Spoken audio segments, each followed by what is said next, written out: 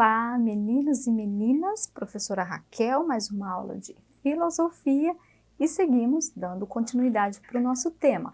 Hoje a gente, ainda nessa reflexão sobre ética na ciência, hoje nós temos oportunidade de se aprofundar em temas que já foram falados, a clonagem, e a gente vai falar sobre a biopirataria, que é um dos grandes desafios contemporâneos para o século XXI.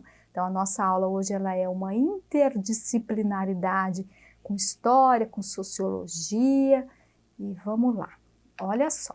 Então a gente já falou na aula passada sobre a clonagem, tá aí a ovelha Dolly, um símbolo da tradição judaico-cristã, a vida recriada, e eu trouxe para vocês o significado da palavra clonagem, né, é a produção em laboratório de dois seres geneticamente iguais, que vem do grego clon, que significa broto, igual uma plantinha que reproduz o seu clone ali, é um outro ser a partir de um ser já existente geneticamente iguais.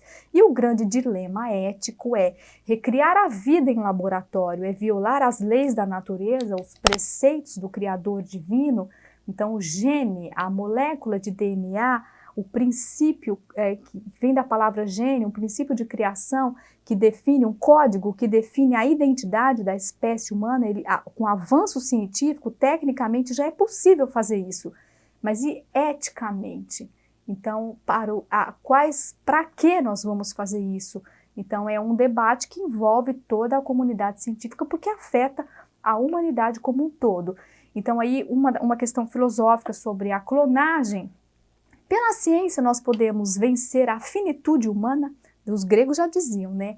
Os homens são mortais e os deuses são imortais. Então nós podemos alcançar a imortalidade, podemos vencer a morte através da ciência, é uma questão filosófica.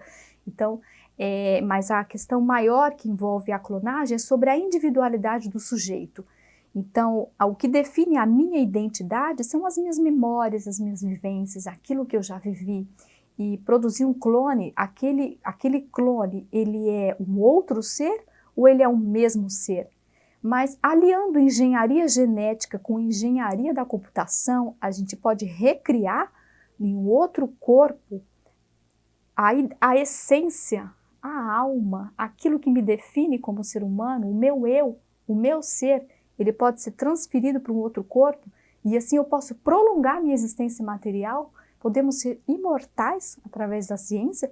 Esse é um grande argumento a favor da clonagem. Mas a questão é bem complexa, né? A gente não pretende explorar isso aqui. Convido você a pesquisar sobre o assunto.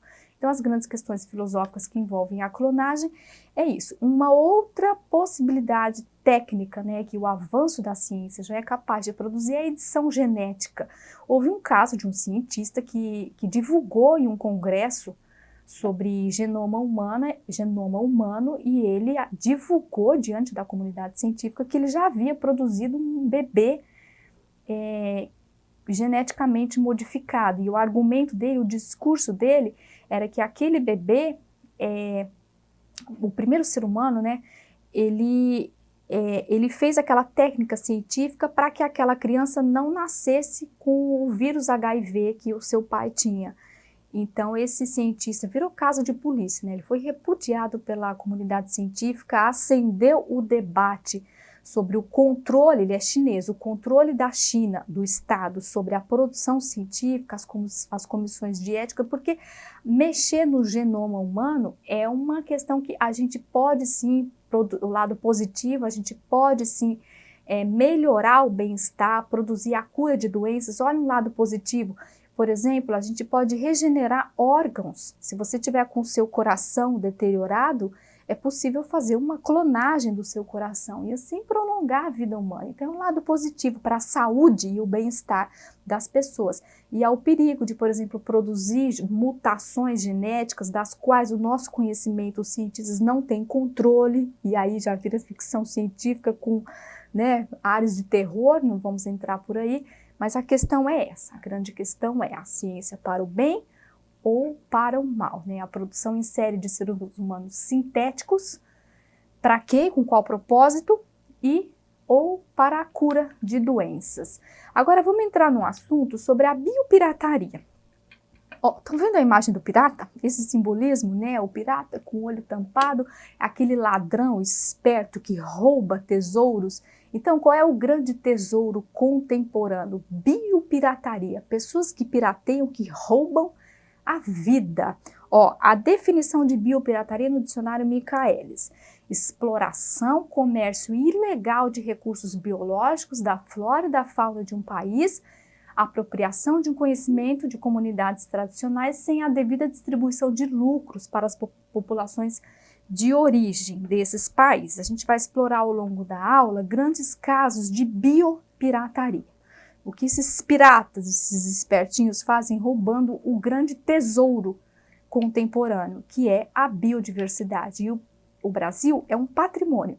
Ó, ao longo da história nacional, o pau-brasil, que gerou o primeiro ciclo econômico brasileiro na história, quando os portugueses vieram para explorar o pau-brasil, eles observaram, né, aquela madeira que tinha um corante usado pelos índios, e eles tiveram um grande insight econômico de que aquilo poderia ser usado na indústria de tecidos da Europa. Então, o grande ciclo econômico, essa busca de riquezas que ocasionou a colonização do Brasil, foi pelo pau-brasil. E agora aqui na nossa Amazônia, o Acre, que deu origem ao nosso estado, foi o ciclo da seringa. Então a seringa, ela é também o primeiro caso de biopirataria na história, porque a seringa, nós perdemos o ciclo da borracha quando ingleses pegaram a semente da seringa e plantaram na Malásia. Então ela germinou lá e a seringa é de origem amazônica. E quando ela foi plantada no Sudeste Asiático, o ciclo econômico da borracha, os países começaram a comprar da Malásia e o Estado brasileiro, né, esse grande ciclo econômico que gerou o movimento dos seringueiros que colonizaram regiões da Amazônia e gerou o nosso estado Acre, vocês conhecem a história. Então a seringa brasileira, amazônica, foi biopirateada para o Sudeste Asiático. Agora, um dos grandes tesouros econômicos atuais é a indústria cosmética. O Chanel número 5, usado pela Marilyn Monroe, que é um sucesso na alta perfumaria francesa, o segredo do Chanel número 5 é um fixador, o linalol, extraído de uma árvore de origem amazônica, o pau-rosa. O pau-rosa, ele está em extinção. Então, essas indústrias, esses laboratórios, eles vêm para a Amazônia, eles estudam essas plantas, que é um conhecimento originário das comunidades tradicionais, e eles reproduzem o princípio ativo em laboratório. Outros literalmente roubam essas espécies e plantam nos seus países. E por que biopirataria? Porque é um roubo, porque o Estado não arrecada com isso e as comunidades locais, as comunidades tradicionais também não são beneficiadas. Então o problema não é a exploração econômica desses produtos, o problema é a distribuição dos lucros. Um dos casos aqui que a gente vê no noticiário é a apreensão de animal silvestre. Então, assim, a caça tradicional das populações da floresta, por exemplo, a caça, eles têm uma relação com a natureza de respeito, porque a natureza é sagrada. Então, entidades, olha aí na imagem, como o curupira, a Matita Pereira, o pai da mata, são entidades guardiãs da floresta. Então, o caçador, ele caça, mas o produto da sua caça é para a sua própria sobrevivência. Ele pode usufruir da natureza para o seu bem-estar. O abuso, o mau uso da natureza, por exemplo, quando ele caça numa quantidade em que ele não pode consumir, ele é castigado por essas entidades da mata. Então, há seres encantados que protegem a mata e eles permitem a ação do caçador. A caça como hábito alimentar, a caça para a sobrevivência é uma lógica das populações tradicionais que refletem o seu relacionamento de respeito à vida, com a natureza. É diferente de uma lógica comercial, por exemplo, você caçar grandes quantidades para o comércio, para a geração de lucros de pessoas individuais. Então é crime ambiental e gera aí no noticiário diário grandes apreensões de animal silvestre. É biopirataria, é roubar o patrimônio que é de todos. Então, aqui, grandes exemplos, o cupuaçu, ele já foi patenteado no Japão. Houve várias tentativas estrangeiras de patentear. Patentear é registrar, quando uma empresa, um laboratório, registra aquele conhecimento como seu.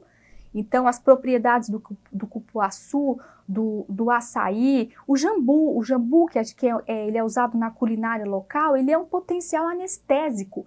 Então, o Estado teria que investir em pesquisa científica, nós teríamos que produzir a nossa própria produção científica para esse saber, esse conhecimento gerar lucro para nós, e é o grande debate. O sapo, várias espécies de sapo que produzem secreção que tem enormes potenciais terapêuticos para a cura de doenças, para anestésico, para dor. Então é todo um saber que ele não é explorado para quem investe em pesquisa, os países estrangeiros. E olha só, a Amazônia é o maior tesouro biogenético do planeta, tem um potencial de riqueza econômica e um benefício social ainda não explorado. Produtos são fabricados no exterior utilizando o princípio ativo extraído das florestas brasileiras sem a repartição do lucro com o Brasil e os povos tradicionais detentores desse conhecimento. Por exemplo, as parteiras, as antigas parteiras, há uma farmácia natural, há um conhecimento cultural nas comunidades da floresta, e que os cientistas, né, dos países estrangeiros, porque o nosso está fechando as universidades e assim, há um baixo investimento em produção científica, então se as nossas universidades, os nossos pesquisadores não têm incentivo para a pesquisa, outros estão fazendo. Então assim, uma farmácia natural, por exemplo, ervas, que tem um potencial terapêutico enorme e tudo isso seria a bioeconomia do futuro. Lembra o tema da Viver Ciências? De que a bioeconomia é uma nova economia usando o potencial da Amazônia para gerar desenvolvimento e riqueza. Então é uma economia que usa os nossos recursos naturais para benefício nosso, das populações locais e da sociedade brasileira, da humanidade como um todo. Então a biopirataria, ela é um reflexo, é um resultado da falta de investimento em pesquisa científica. Eu trago para vocês uma atividade porque o que essa aula, ela pode ser tema de redação, então esse tema, eu convido você a pesquisar e buscar argumentos para redação, como por exemplo, pesquise sobre a Lei da Biodiversidade, que é uma lei que dispõe sobre a proteção do material genético da flora e da fauna brasileira. Então você citando, por exemplo, a Lei da Biodiversidade, você abre a sua redação.